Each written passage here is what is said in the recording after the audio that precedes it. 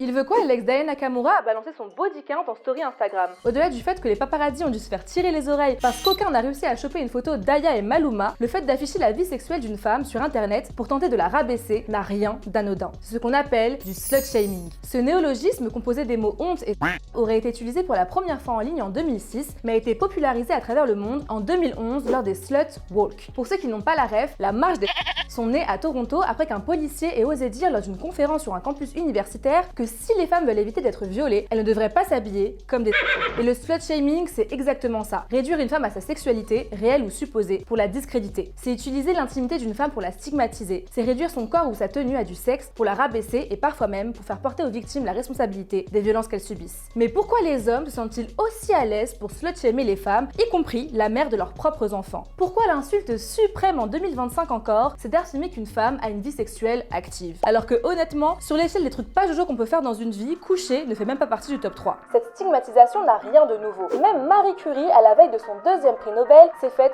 slut-shamer alors qu'elle a fréquenté plus d'uranium que d'hommes dans sa vie. À l'époque, on parlait plutôt de nymphomanie et le traitement réservé aux femmes jugées trop désirantes n'était autre que l'ablation du clitoris et l'internement à vie dans un asile psychiatrique. En 2025, chanceuses nous sommes, on n'est plus mutilés ni enfermés pour ça. Mais les mecs sont toujours aussi libres de disserter publiquement sur notre intimité. Donc il veut quoi exactement le baby papa d'Aya? Parce que soyons clairs, à part être l'ex de la queen, ce mec n'est personne. Et malgré un rapport de pouvoir inversé comparé au schéma standard, Aya étant plus riche et plus puissante, monsieur se croit encore légitime à humilier la mère de sa fille en public. J'en profite pour rappeler qu'en qualité de père, Vladimir Boudnikov n'est pas seulement auteur de violences sexistes, mais aussi de violences intrafamiliales. Parce qu'humilier la mère de son enfant, c'est déjà une violence envers cet enfant. Comment être un bon père pour une petite fille en étant misogyne avec sa propre mère? Pourtant, si on rentrait dans la logique sexiste du slut-shaming, c'est plutôt Vlad la qui a couché pour percer. Mais patriarcat oblige, l'inverse ne fonctionne pas.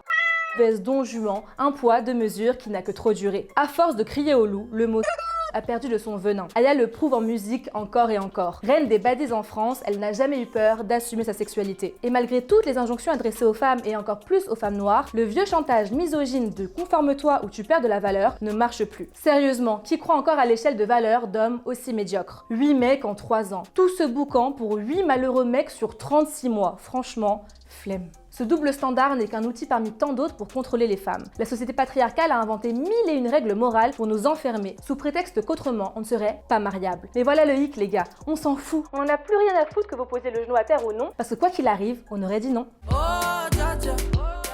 Y a pas moyen